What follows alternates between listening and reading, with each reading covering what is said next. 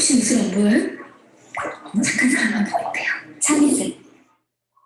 Je me réjouis donc de cette ambition européenne que j'ai retrouvée ici cet après-midi. Je me réjouis de cette ambition aussi et je me réjouis de ce sens de l'urgence que j'ai retrouvé cet après-midi. Il y a une intervention pour laquelle je n'ai que du mépris, mais je n'interviens pas là-dessus. On a pris des mesures pour sauver les institutions financières, non pas parce qu'on les aime tellement en tant que telles, mais sans eux, il n'y a pas d'économie. On a mené une politique monétaire intelligente. On a injecté des liquidités dans l'économie, ce qu'on n'a pas fait il y a 70 ans. On a créé pour 16 pays au moins une zone, malgré tous les problèmes, une zone de stabilité monétaire. Dans les années 30, on avait des dévaluations compétitives. On ne les a pas eues aujourd'hui. On a sauvegardé notre marché intérieur, qui n'est pas parfait. Il faut l'approfondir. M. Monti nous fera des propositions concrètes. Mais on n'est pas tombé dans le protectionnisme à nouveau des années 30. C'est grâce à l'Union européenne que le G20 est né, qu'on a pris l'initiative, nous autres, de créer cet embryon de World Governance. C'est pour la première fois que les grandes puissances, les nouvelles et les anciennes, se mettent ensemble pour combattre la crise. On ne peut pas mettre l'Union européenne toujours dans le camp de la défensive. Il y a aussi des choses très positives qui se sont produites. Il faut certaines grandes réformes, des réformes importantes. Et ces réformes importantes sur le niveau européen et sur le plan national exigeront des choix budgétaires. Si on dit qu'il faut faire davantage, par exemple, de recherche et de développement, eh bien, on va les prévoir dans les budgets nationaux et dans les perspectives financières de l'Union européenne. Ça exige certains choix budgétaires. Une autre conséquence des choix qu'on fait pour la stratégie de Lisbonne, c'est que tout ce qu'on propose comme objectif ne sont pas toujours des objectifs soft. Ça pourrait être, figurez-vous, des objectifs hard. Et là viendra le moment difficile. Il y a la demande des réformes et il y a l'exécution des réformes. On exige sur le plan européen des mesures dures, des grandes réformes, des réformes hard. Et quand on entre dans son pays, je vois peu de résultats de tout cela. La méthode ne résout pas tout. La méthode sans engagement politique, sans commitment, ne vaut rien du tout. Pour la stratégie économique, je veux bien que certains disent qu'il faut plus de contraignance. Oui, je veux bien, mais le traité de Lisbonne, pour les economic guidelines, ne le prévoit pas. Je n'ai pas fait moi-même le traité de Lisbonne, d'autres l'ont fait. Mais il ne prévoit pas des sanctions, des pénalités, des mesures négatives quand il s'agit de l'implémentation des economic guidelines. Regardez de tout près l'article 121 pour être tout à fait conscient. Un dernier mot sur la Grèce. Je crois qu'on a lancé le bon message. On a fait passer le message de responsabilité du gouvernement grec qui doit gérer une situation extrêmement difficile, une situation aussi qu'il a héritée. Si les mesures actuelles ne suffisent pas pour atteindre une diminution du déficit de 4% du PIB en 2010, on prendra des mesures supplémentaires. Nous nous sommes engagés à davantage de monitoring, non seulement sur l'initiative de la Commission européenne, mais aussi avec l'aide de la Banque centrale européenne et même d'une expertise du Fonds monétaire international. Donc, je crois qu'on a vraiment bien encadré, bien délimité l'aspect de responsabilité. Et il y a bien sûr, si nécessaire, un élément de solidarité.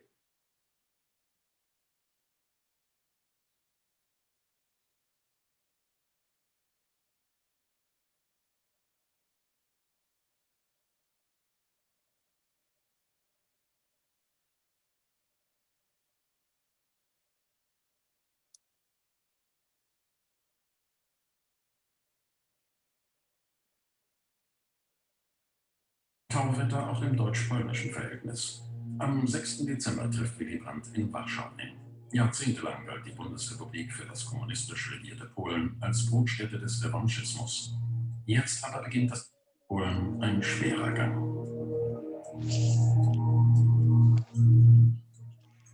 Unerwartet sinkt Brandt während der Zeremonie auf die Knie. Der Kniefall von Warschau.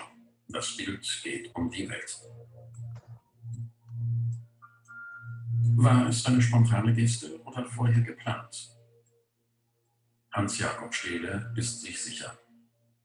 Ich stand zufällig ganz daneben und es war eine Überraschung, denn es war ein spontaner Gefühlsausbruch von Willy Brandt, als er vor diesem Denkmal stand, das an die Opfer des jüdischen Ghettos in Warschau erinnerte. Denn das hatte man noch nie erlebt oder gesehen, dass ein Kanzler, ein Regierungsoberhaupt bei einem politischen Treffen in die Knie ging. Im Palais des Ministerrates.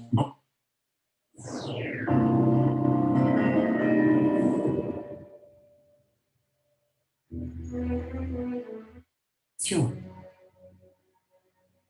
25 Jahre nach Kriegsende ist Bundeskanzler Willy Brandt in das Land gereist, das deutsche Truppen einst überfielen. Im Warschauer Vertrag erkennt er erstmals die polnische Nachkriegsgrenze politisch an. Ein wichtiger Schritt zur Aussöhnung mit Polen. Im Anschluss besucht Brandt das Denkmal für den jüdischen Ghettoaufstand gegen die damaligen deutschen Besatzer. Brandt auf dem Gebiet des ehemaligen, des Warschauer Ghettos. Und zwar genau auf dem Platz, auf dem sich auch mein Leben und meiner Frau entschieden hat. Da sind wir rausgeführt worden, da wurden wir rausgeführt und alle Augen auf Willy Brandt gerichtet. Okay, hi everyone. It is time for our 1 hour class, and from now on, of course, the 1 hour classes will continue on Zoom, and then on Friday we will meet in our classroom to have the face-to-face session, and I think the classroom is 306, I believe. I have to check. 306, and no, 338, right? So we'll be meeting in 338 on Friday, K338. And just like the foreign policy class is going to meet at K360 today at 10 o'clock. And we'll continue to use Zoom because it's convenient, because I can, so please bring your laptops whenever you come to class, bring your computers, because we'll still use Zoom. I have to use Zoom because I have to record the classes on Zoom anyway. And it just seems to be kind of convenient. I can, switch back and forth between screens really easily, and it's easy for you to see, and we can do polling and the like. So let's see how that works while we also do in-class face-to-face exercises, since we're together and we'll be able to move around and move into different seats and the like. So, okay, so let me go to Cyber Campus and let's see.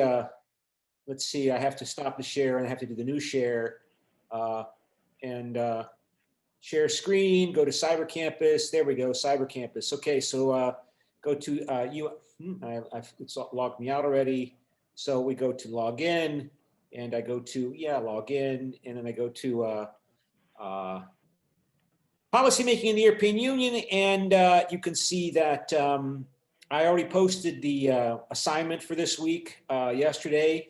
Nobody signed up for the debate, so we'll have a class debate. Just randomly assign you to breakout rooms according to Zoom, and half of you will be pro and half of you will be con. And same procedure to South Koreans. EU response to the effects of the COVID-19 pandemic shows that the big member states will ultimately determine the direction of the European Union. So how do you feel about that? And please support your argument, pro or con, with cited information from the course readings for the week. And by the way, I guess I should comment a bit about what I was showing you there, the member states. The West German economy, West Germany, of course, was the part of Germany that was occupied by the British, the French, and the Americans at the end of World War II. And then as the Cold War intensified and the ability of the Americans and the Russians and the Soviet and the British and the French to cooperate declined, the Americans and the British and the French went ahead and unified their three occupation zones of Germany to create the Federal Republic of Germany. And it was always, of course, the economic foundation of the European integration. And you see there that Willy Brandt was the prime minister of West Germany, of the Federal Republic of Germany, as it was officially called. And Willy Brandt, in 1970, went to Warsaw, Poland, which was under communist government at the time, installed and kept in force by the Soviet Union, and went to the Warsaw Ghetto Monument, commemorating the uprising of the Jews of Warsaw against their impending extermination by the Nazi regime that occupied Poland. They had forced the Jews of the area to be in one area of the city called a ghetto, and leading up to their eventual destruction. And they rose up in an armed rebellion, and you saw the pictures of that monument. And Willy Brandt was the first German leader since the 1930s to go to Poland, and from Western Europe, from West European leaders to go to Poland. And he put a monument, he put flowers on the monument to the Warsaw Ghetto Uprising. And unannounced to anybody, he fell on his knees. He fell on his knees after he put the flowers at the monument, which of course he did on purpose, right? As a way by which to show his and Germany's great feeling of remorse and shame about the Holocaust and World War II. And this is important. It's related to the course reading for this week because obviously Germany during the Cold War, the German elite and the leadership was obviously very concerned about the fact that the German nation was divided into Western Germany, Eastern Germany being, of course, the German Democratic Republic. That's the official name in English of the communist Eastern Germany, which the Soviets set up as a separate state under their occupation zone that they occupied of Germany at the end of World War II. And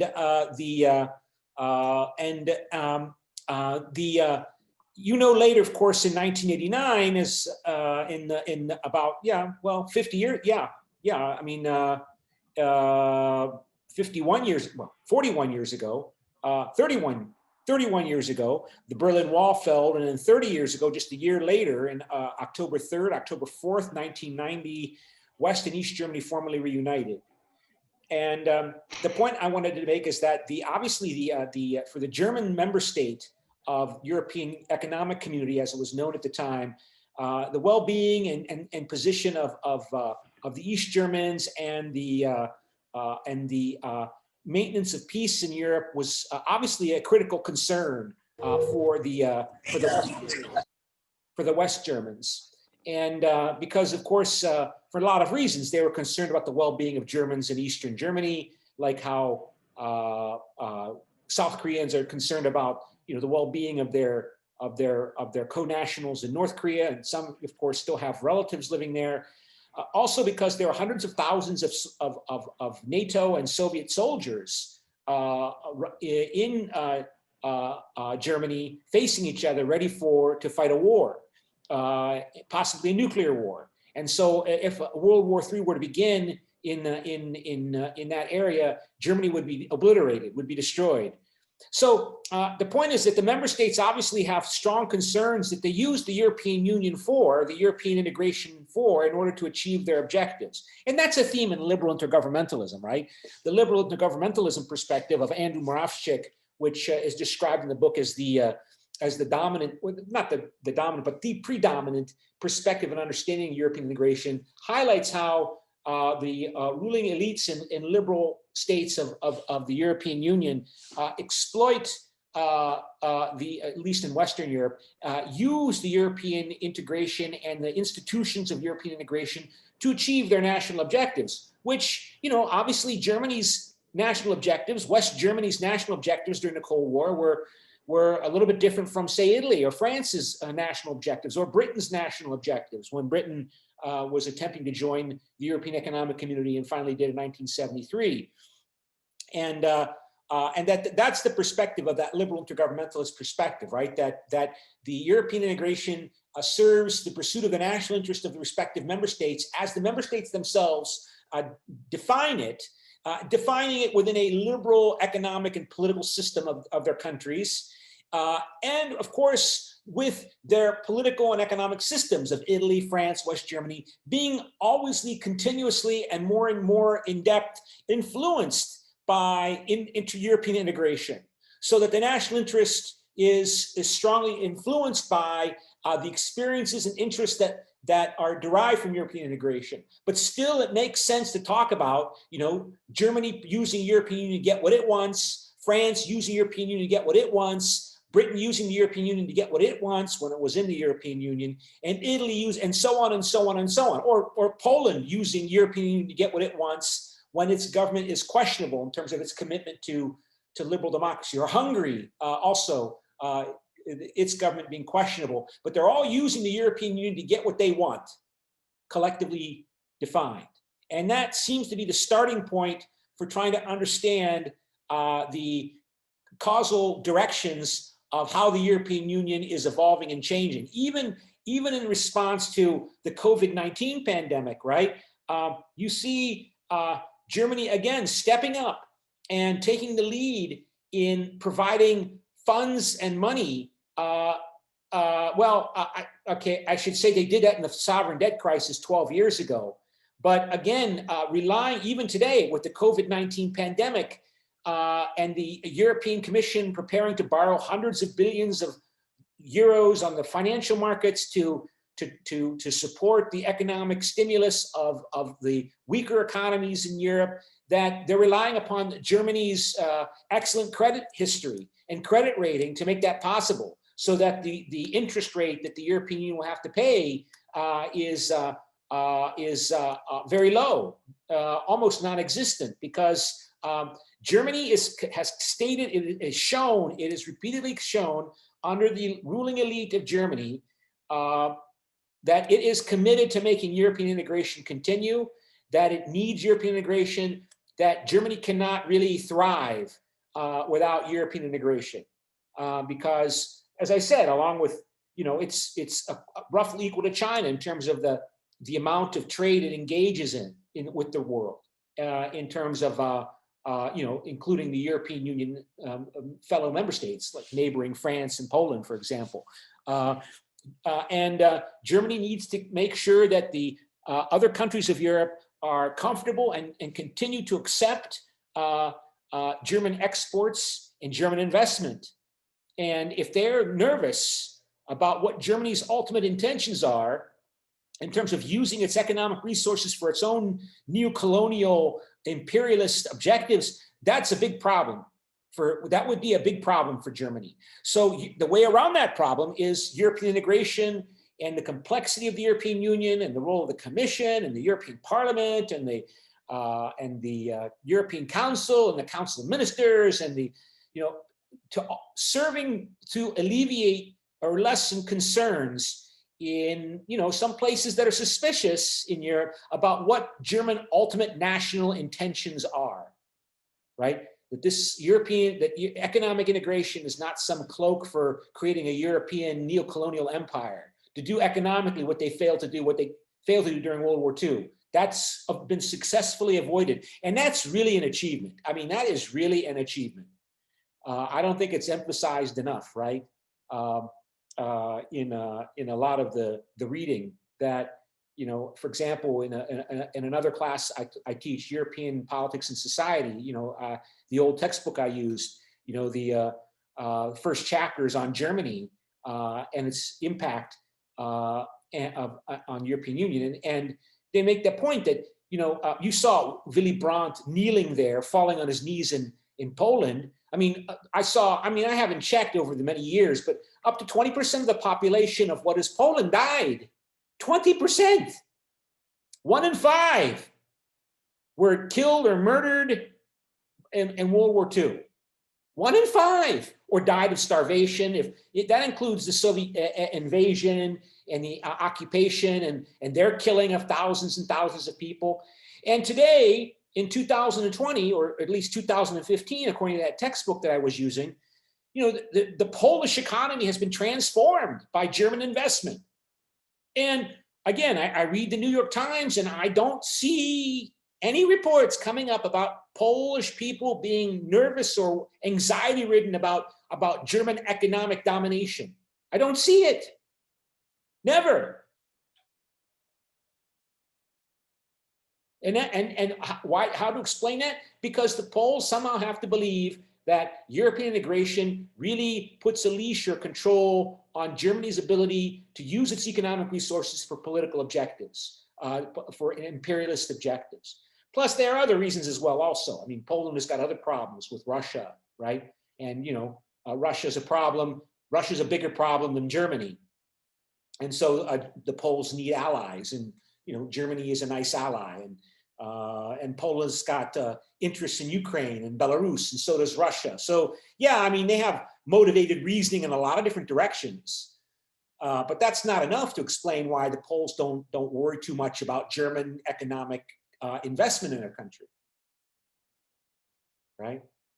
So okay, so and before I forget, also to continue on here, just to remind you that your midterm exam, hooray! Your first draft is due by, well, what, 5 days from now, Saturday, 7 a.m.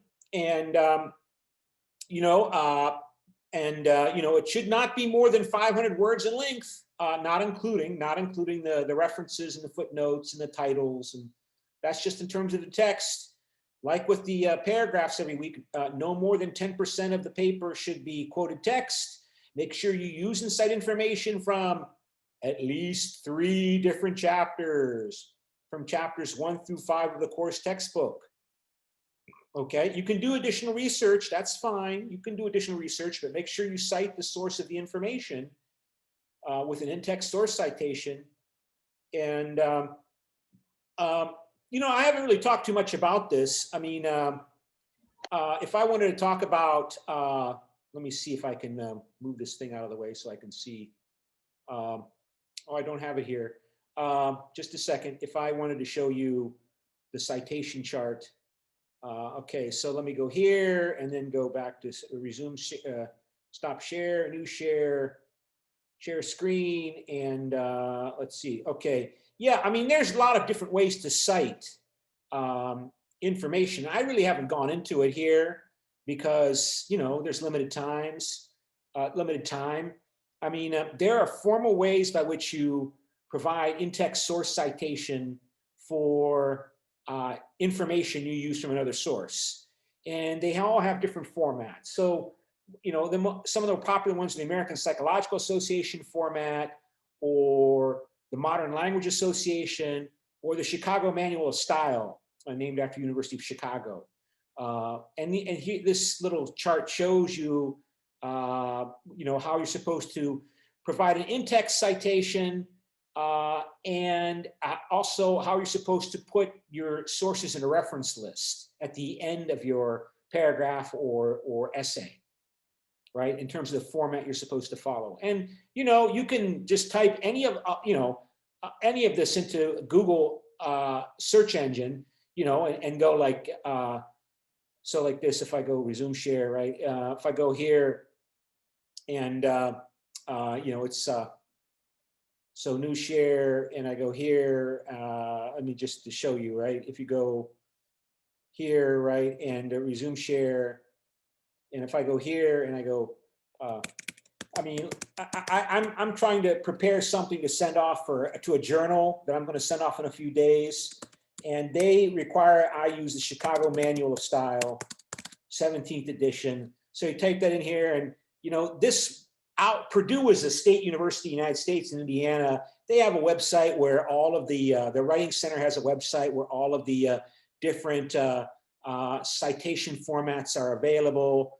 And the Chicago style is described in way too much detail, you know, but just in case you have any questions about the Chicago Manual of Style Edition, they will show it to you, you know, citation style. I mean, so, you know, they'll show you how you, oh, yeah, I think this, oh yeah, this is what I downloaded, you know, how to. So I'm just telling you that, right, that this is standard convention. In scholarly writing, you have to cite the source of your information with an in-text source citation and a reference at the end where the complete bibliographic information is provided. And of course, if you quote text, you have to put in quotation marks. If you put the information in your own words, in other words, you don't quote it, but you use that information, you still have to cite the source of that information. So I tell you this on your paragraphs, right? Because partly because I want to get you ready for the midterm, which you have to submit, you know, by Saturday. So okay, so back to the Cyber Campus site, and you know, and I got to go back and resume share. And where's the Cyber Campus? Is that Cyber Campus? Yes, that's Cyber Campus. So share there. And so, all right. So, and then the notes for this week. So let me go back to my notes for this week, and chapter 4, the member state notes. And so stop share and then screen share, and I open up the notes. So we go like that and go share, and there they are, the notes. Hooray! And all right, so the member states. And so, you know, this is an introductory textbook highlighting how the European, yes, if you have a question, you have to ask it because I won't know unless I hear your voice. So, and this is, you know, this just summarizes the information in the field, right? That when a country joins the European Union, it is transformed. The European Union has, you know, the word, the phrase, the number that's always thrown around, you know, and I haven't checked it in a couple of years, is that the laws and regulations and directives of the European Union that have been passed since 1951 with the European Coal and Steel Committee, that they would fill, if you put them on pages in a book, they would fill 100,000 pages. 100,000 pages. And a country that applies to join the European Union, like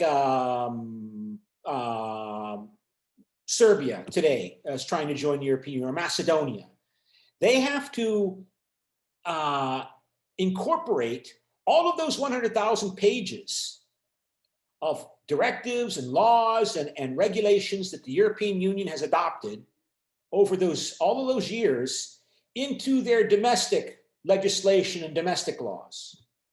And yeah, 80% of those, maybe more, of those laws and regulations focus on doing business. They focus on regulating the single market and conforming with standards and criteria for the European single market.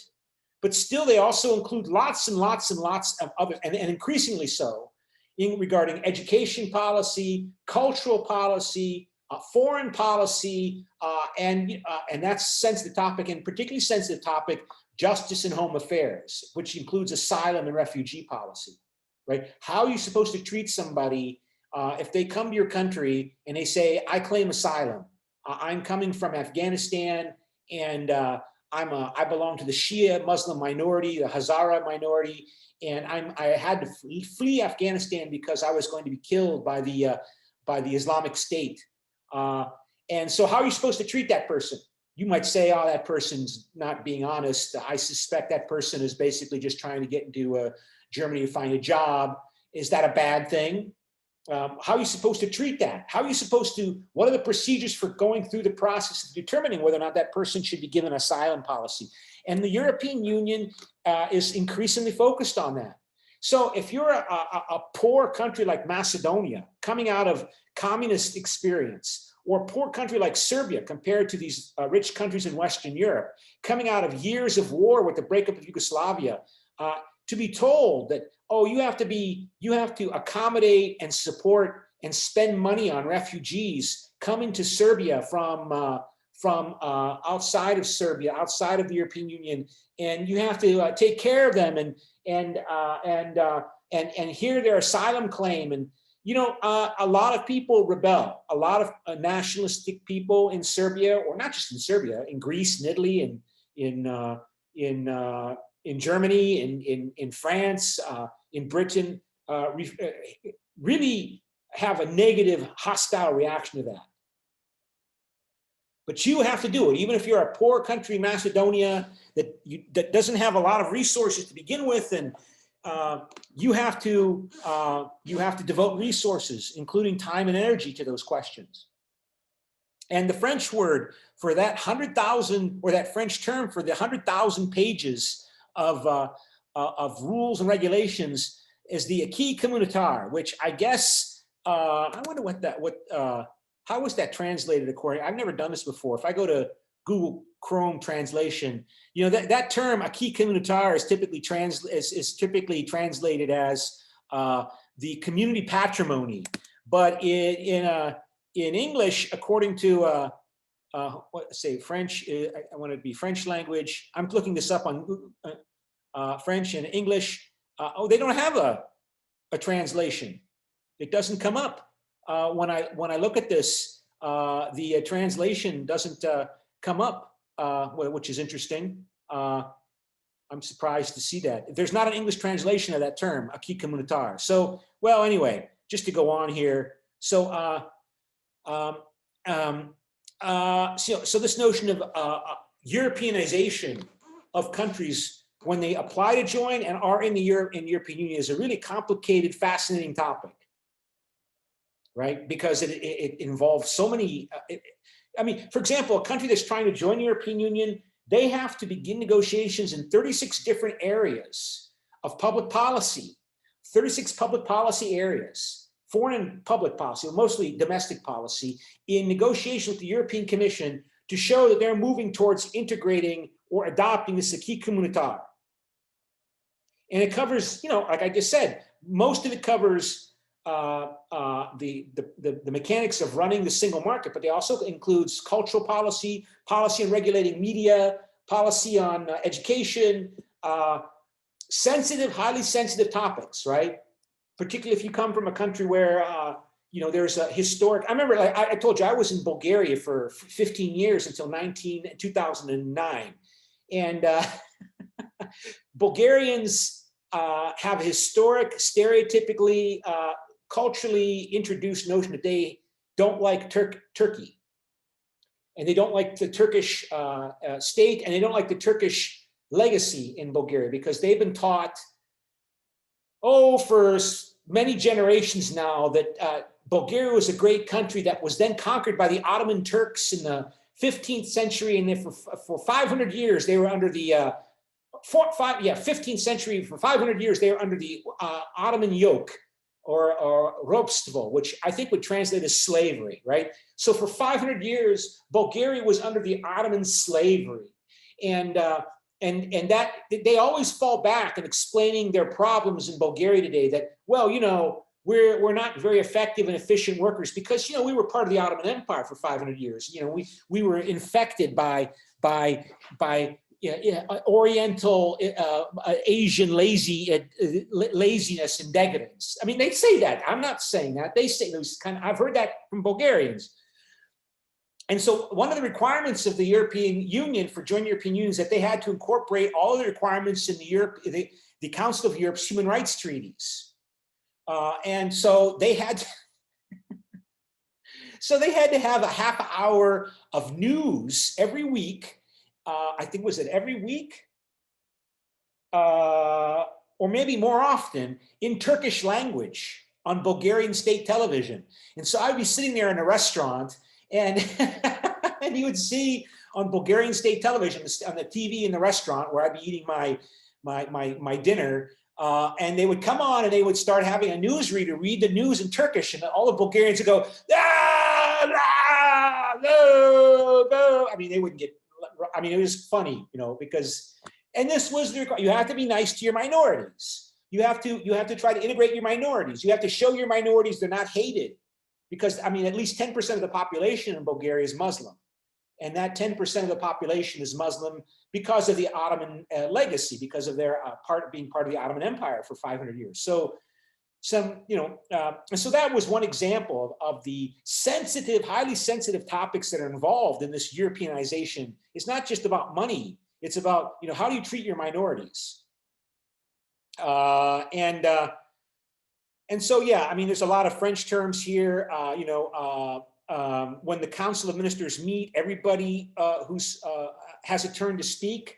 So the 27 member state ministers, when they're meeting in their configuration as the Agriculture Council of Minister meeting, they each agriculture minister from Estonia, Bulgaria, Romania, Greece, Cyprus, they all have the opportunity to speak. And you tour the table. You go a round table. You go around the, and everybody's got a chance to speak. And it takes time, right? I mean, even if everybody just speaks for 5 minutes, a tour of all 27, or back when Britain was in 28 member states, took almost 2.5 hours. That gives you a sense of the laboriousness of European integration, where you're trying to keep everybody feeling like they are respected and not under threat. Everybody's got to have a chance to speak. Everybody, and so that's illustrates, that the European Union is typically slow, except when there's a crisis, like in responding to the coronavirus pandemic. But even that, that took months.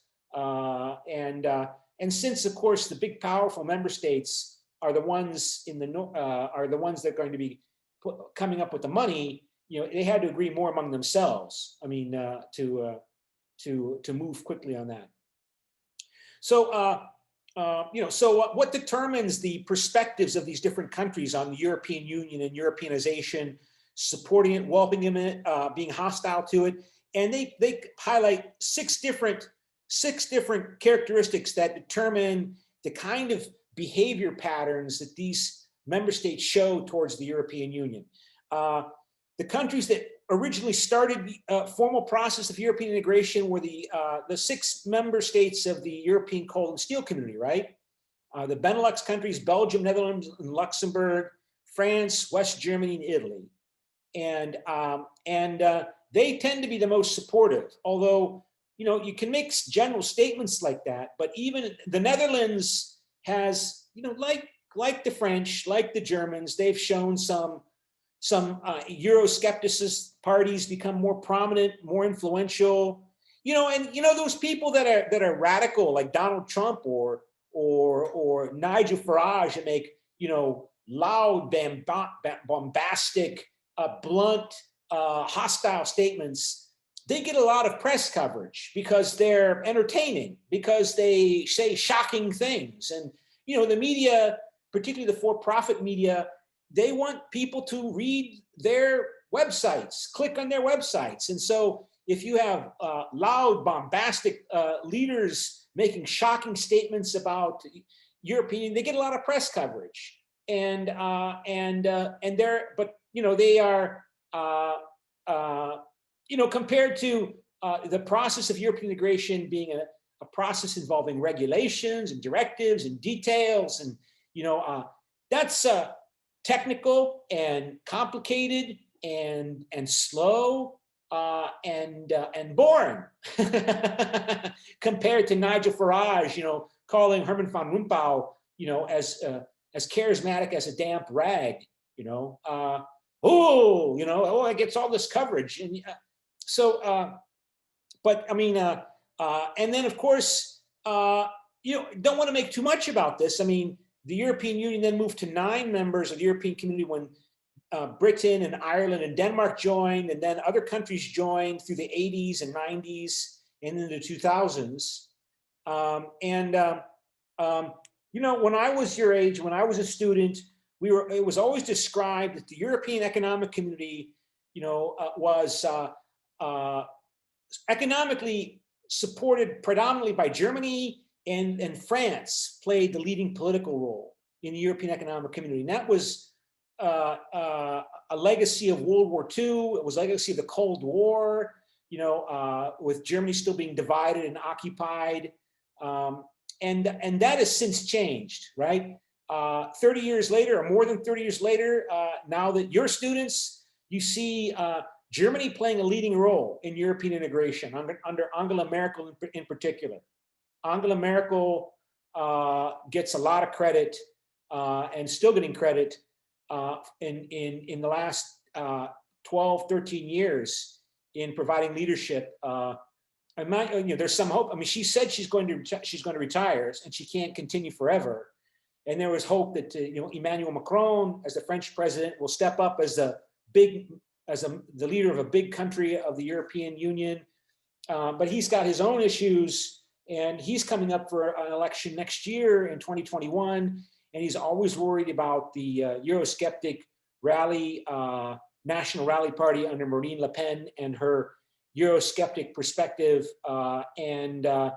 Now we have the coronavirus and the economic suffering that goes with that. And so the world has changed since Germany reunified. And but you know, I mean, that process of the end of the Cold War, to go back to Willy Brandt's falling on his knees in 1970 in Warsaw in communist Poland, you know, the end of the Cold War happened because the communist leadership in Moscow and elsewhere throughout Eastern Europe that Moscow put in place, they really came to believe, generally speaking, not everybody, that Germany was no longer a threat, that Germany was not a problem. And European integration gets a lot of credit for that. And, you know, for Willy Brandt, the West German prime minister, the social democratic prime minister, to come to Warsaw and fall on his knees tells you something. It tells you, firstly, that Willy Brandt and the Germans he represents, the German leadership he represents, do not think that the communists in Eastern Europe wanted to conquer Western Europe. You don't fall on your knees in Warsaw, communist Poland, to demonstrate your remorse and sorrow about the Holocaust and World War II if you think the communists are belligerent and rude because they think you're degenerate. They think that you lack the will to resist them. You're just going to reinforce their perception that you lack the will and determination to resist them if you go there and you fall on your knees and say, I'm so sorry. Right? And to persuade the communists, particularly in Moscow, because that's how those communist rulers stayed in power in Poland and Hungary and Czechoslovakia, was the belief among the people that even if they overthrew their communist dictators, the Soviets would invade, like they did in 1953 in Germany, in 1956 in Hungary, killed at least 10,000 Hungarians when the Hungarians began to try to liberalize the communist regime, and then 1968. So 2 years before Willy Brandt fell on his knees in Warsaw, there was the Prague Spring. You know, we talk about the Arab Spring. There was the Prague Spring in Czechoslovakia, where the Czechoslovak Communist Party leadership attempted to liberalize and democratize the communist regime in Czechoslovakia. And the Soviet Union, along with its allies, its communist allies, invaded Czechoslovakia. And then just 2 years later, Willy Brandt goes to Warsaw and falls on his knees in 1970, which tells you that he thinks the Cold War is based upon mutual misperception of threat. But again, that's his view. That's not the view that dominated under Richard Nixon and Henry Kissinger, who were ruling the United States at the time in 1970. And certainly it wouldn't be the case under Ronald Reagan when Ronald Reagan became president in 1980. And his knee fall, by the way, you know, that's been taken up by others. So Hatoyama, the former prime minister of Japan, has been trying to create or push towards creating an East Asian union, and he has been going around. No, that's not it. I thought his name would come up. Hatoyama, prime minister. He has been going around since he's no longer in office, appealing to people to let's see, well, Prime Minister Yukio Hatoyama, yeah, he's been going around and falling on his knees in China and in, stop share, I have to, trying to redo what Willy Brandt did, but he's been doing it since he's no longer prime minister. So he goes to, he did it, I think he did it, he might've did it in Seoul. He went to China, he fell on his knees and said he was sorry, they were sorry for what Japan did in World War II. But the Chinese and the Koreans have not found that satisfactory because he's not the ruler of Japan the way Willy Brandt was the chancellor of West Germany when he fell on his knees in 1970 in Warsaw, right? So, but you know, you can find images of that, him attempting to, you know, I guess I can find Hatoyama knees, Hatoyama begging forgiveness.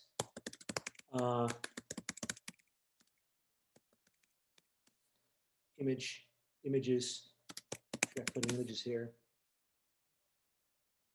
I can't really find it here.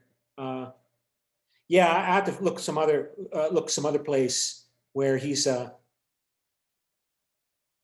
There you see Willy Brandt on his knees, and I thought there would be an image of Hatoyama on his knees, but I can't. Doesn't really pop up here. But they're there anyway. But I don't know. I don't want to spend too much time on this.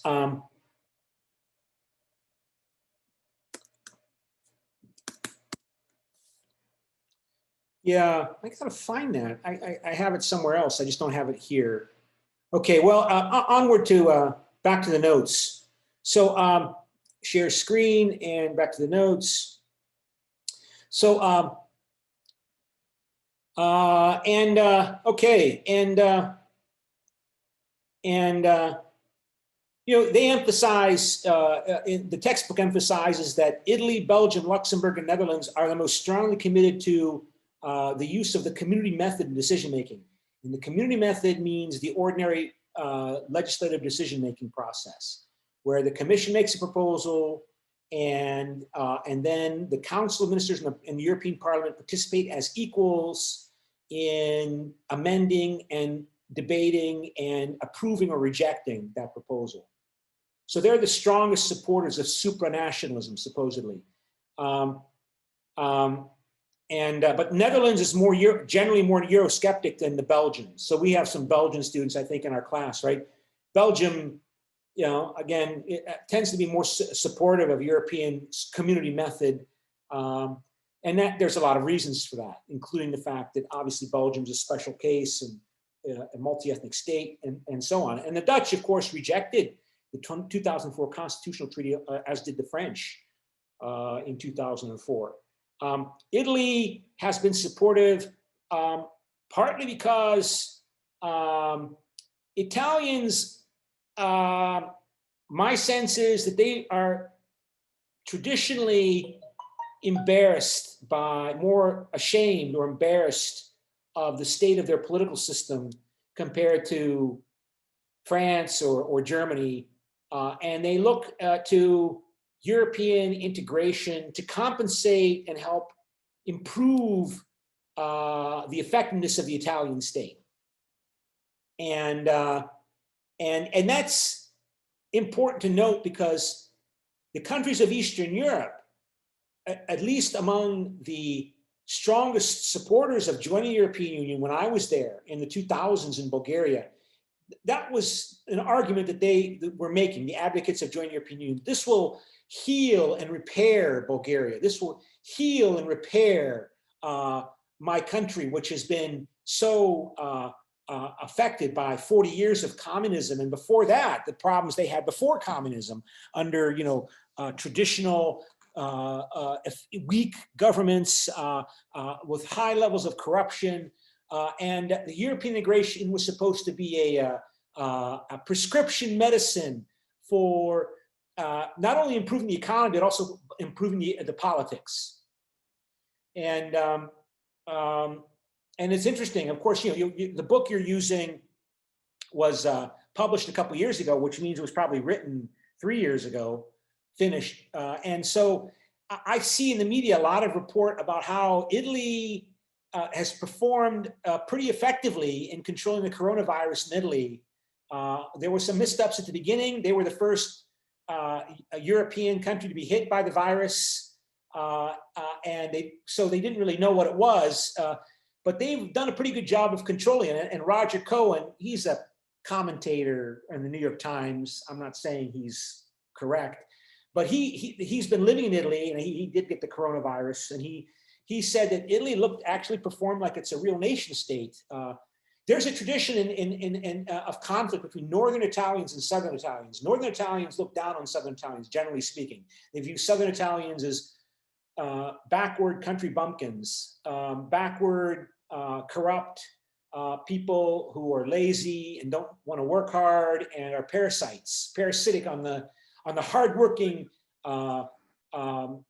Northern Italians, which is the center of the Italian economy, right? Lombardy, Tuscany, and it's in some ways similar to how, for example, Catalonians in Catalonia in Spain are hostile to much of the rest of Spain because they view them, also stereotype them. You know, those of you who had in the other classes know I spent a lot of time talking about stereotyping as the rest of Spain is backward, lazy, primitive, and as existing parasitically through taxation on the hardworking Catalonians and also Basques who are more hardworking and richer, and the central government taxing them and giving them money to these supposedly stereotypically lazy, backward Spaniards, right? And Northern Italians have had that similar view towards the Southern Italians, and it's been around for many, many generations. And there still is poor, but Italy looked pretty effective compared to, since the initial outbreak, compared to say, Britain and Spain's dealing with the coronavirus in terms of the effectiveness, in generally speaking, of the Italian state. So maybe we have seen Italy change collectively in terms of its prevailing attitudes and values towards a more effective control by Rome over the Italian polity by responding to demands from the central government. Yeah, I already mentioned all states joining the European Union after its initial formative period had to accept the European Union's existing laws and obligations. The CUK Community, now over 80,000 pages of laws and regulations, 80,000, 100,000, you know, whatever. It's a room full of, I mean, if you filled my office, right, with books, you know, that might come, you know, close to what it involves. And keep in mind, it's hard to overestimate the importance of this. I mean, the revolutionary changes, we have to finish up here because I got to go to my other class on foot here.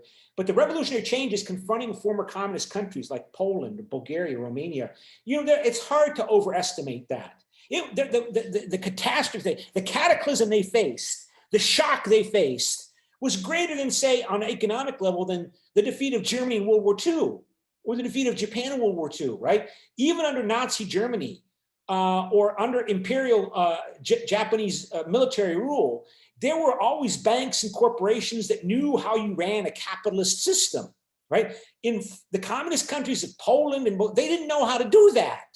I mean, I was in Poland in 1989. You talk to Polish communist bankers, they didn't know what a checking account is. How do you run a checking account? They didn't know. They didn't know anything about what the institutions you need to run a modern capitalist economy. And who's going to teach them? Where do they go for answers? And the European Union would say, you want answers? Here's your answer. The acquis communautaire. We know this is not easy, but this is what you need to do. You need to incorporate this acquis communautaire into your laws. That's what you need to do in order to build a modern European country out of the legacy, out of the wreckage of communism. There's your blueprint. That's the blueprint. Follow it. That's what you need to do, become European. Don't fall for Polish Mussolinis and Bulgarian Pak Chung-hees and and Hungarian Augusto Pinochet's, and don't do that. You don't need to do that. This is what you need to do to fix your country. I know it's not easy, but this is what you need to do. And this will make you European.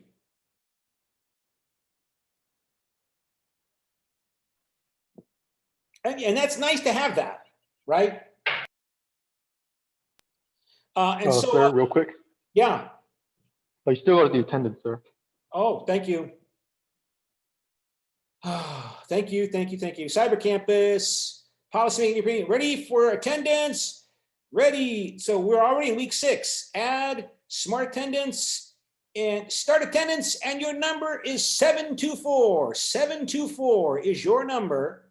724 is your number that you need to incorporate in order to complete the attendance. Hooray! 724 is your lucky number.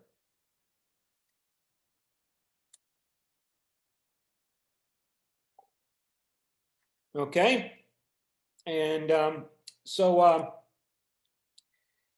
okay, so let's see how this goes here. So, and so we just have a minute left, and 724 is your number. So let me go back to the notes just to finish that up. And stop share, and then renew share. Go back to the notes, share. Okay, so size is important. Obviously, the big, large states, they have the resources, they have the power capabilities, they have the money. But again, that's been something of a success of European integration, that the little states, most of the states of Europe are small, right? The smallest being Malta, right, with 500,000 people. They don't feel that they're being gobbled up or in danger of being overwhelmed and assimilated into the big, powerful countries. And again, the complexity of the European Union with all its different ways of inputting, of having participation, is part of that. But this is where I need to stop, and in order to go to room 360 for the foreign policy class. So does anybody have any final questions? Oh, Professor? Yeah. For the Friday class, is everybody have to be attended, or? No, thank you. I'll remind you. I'll send you an email about who should be there. Okay, I'll send an email. Okay, because we can't all be there at the same time. All right. Okay, thank you. Thank you for reminding me. Bye-bye.